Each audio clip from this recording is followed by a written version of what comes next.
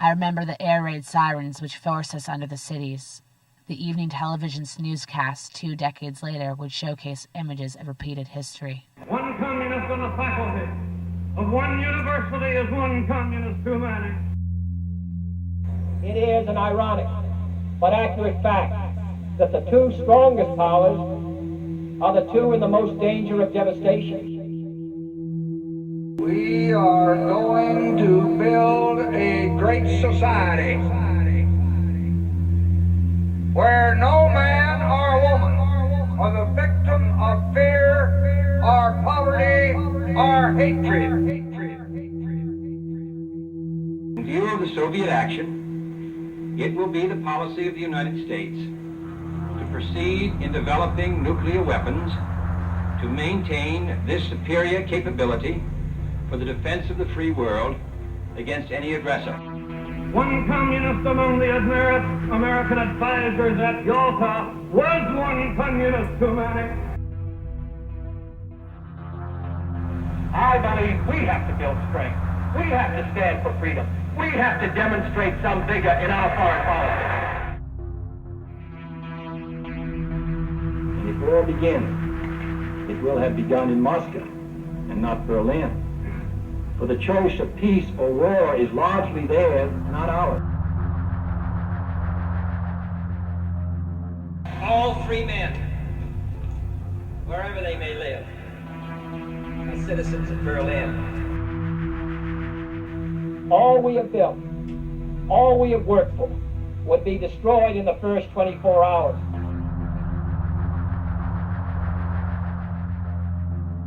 I take pride in the words, Ich bin ein Berliner.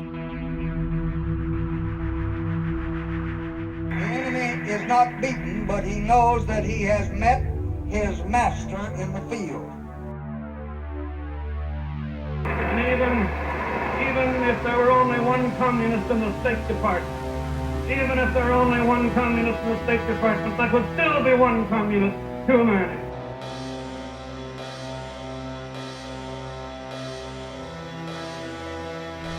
Let every nation know, whether it wishes us well or ill, that we shall pay any price, bear any burden, meet any hardship, support any friend, oppose any foe, to ensure the survival and the success of liberty.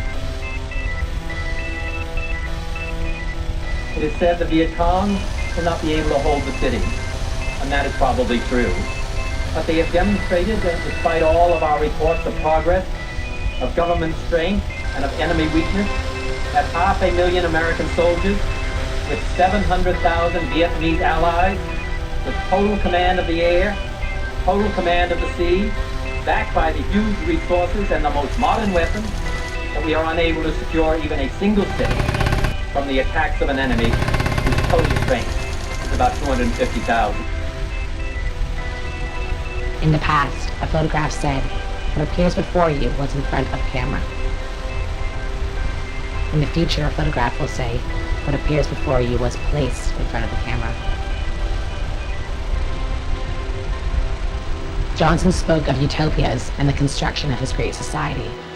Later, Reagan spoke of space-based strategic defense and the neutralization of the communist threat via laser beams.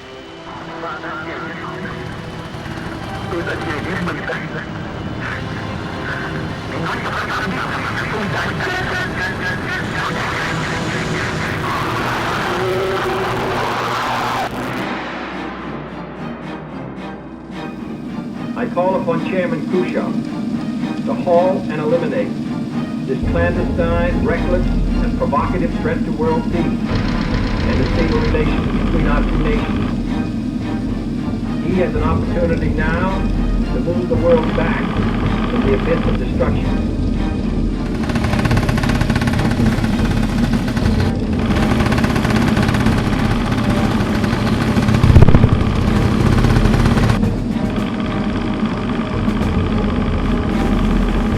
He is trying to buy time, hoping that our nation's will does not match his will.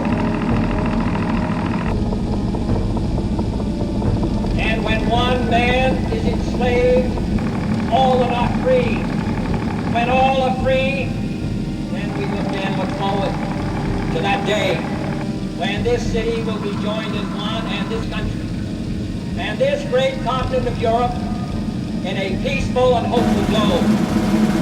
When that day finally comes, and it will, the people of West Berlin can take sober satisfaction in the fact that they were in the front line for almost a decade.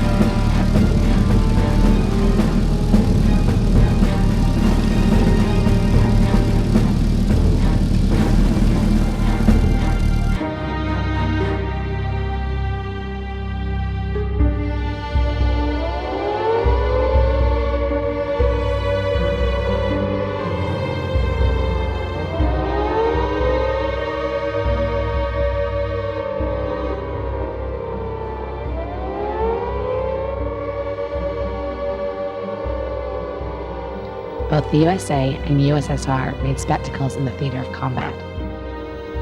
The Damoclean sword of nuclear Armageddon hung precariously, threatened by apocalyptic visions and mass paranoia. Détente never regulated photomedia.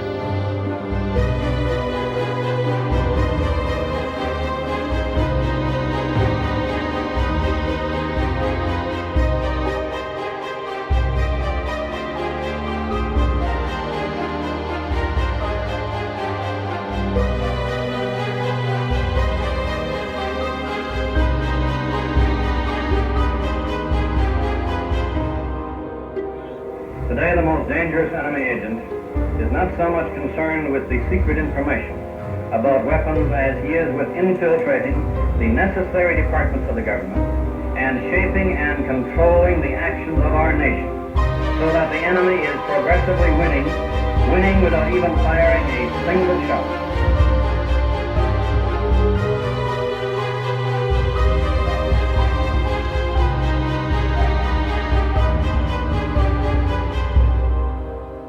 Every war when it comes, or before it comes, is represented not as a war, but as an act of self-defense against a homicidal maniac.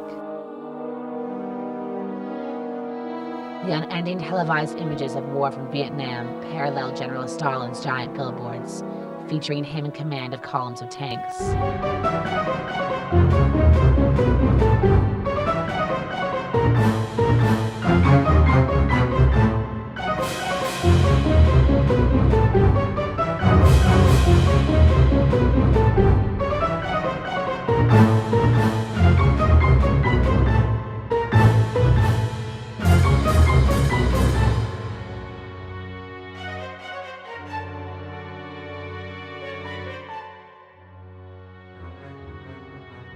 Optronic eyes constructed the mechanically mediated collective consciousness.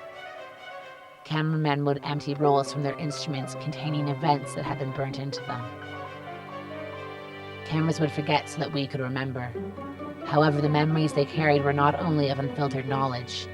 The representations were altered by their owners who had and have vested interests in the state system. Competing states create competing memories. Each memory designed to inspire hate in the masses and projected onto the enemy. Film is 24 shots per second. Each aimed with the precision of the cinematic lens, acting as a microscope of ideological interaction.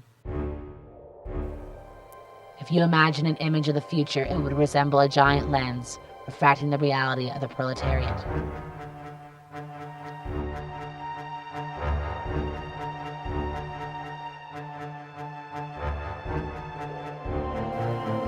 Modern visual warfare deploys inverted laser beams which focus light, the medium of truth, inward onto the film plane, and projects it back in a distorted context as a weapon of representation.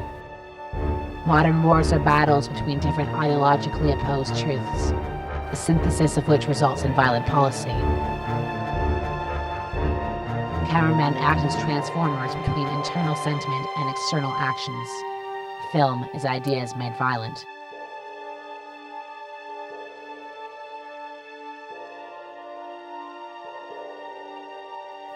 If you want a vision of the future, picture scopic warriors stomping on the perceptions of the people, forever.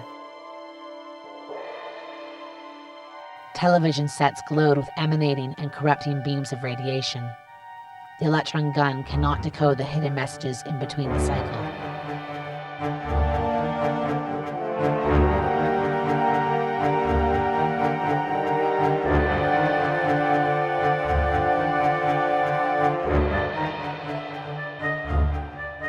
CIA men and MPs have gone into the embassy trying to get the snipers out by themselves.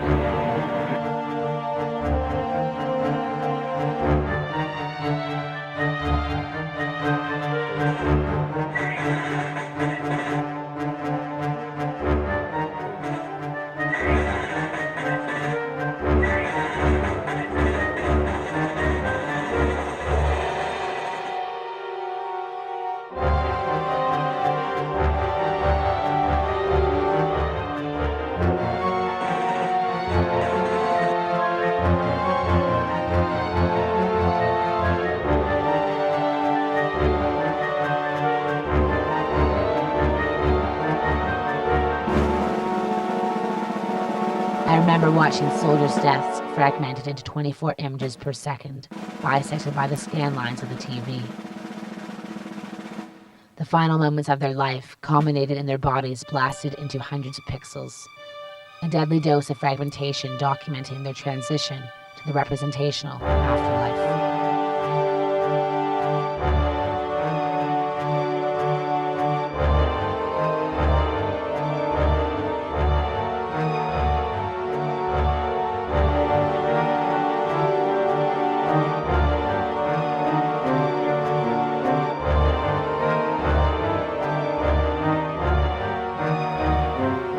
Downgraded from their three-dimensional universe, spectrum beam focusers are teleporters to two-dimensional existence, transporting time and space through the medium of light to permanent seriousity.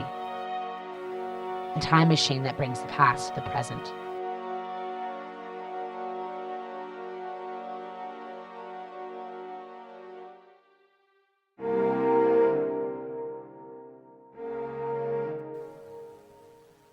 In the future, these optic time machines will project time and space into the fourth parallel dimension. Propaganda is a step forward in this regard as it imagines the perfect society, and imagination is a required component in the human mind for experiencing the future. All that is needed for control is that a state of war should exist. Cinematic propaganda is the warfare of time spaces through the medium of light beams.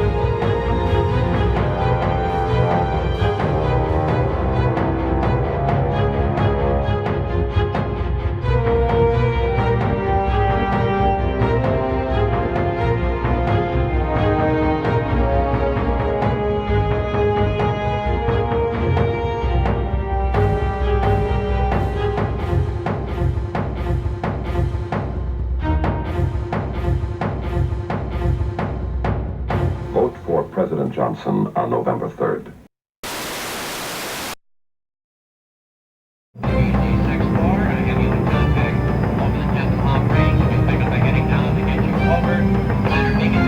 Very nice. Now you're starting to go a little bit above your flying speed.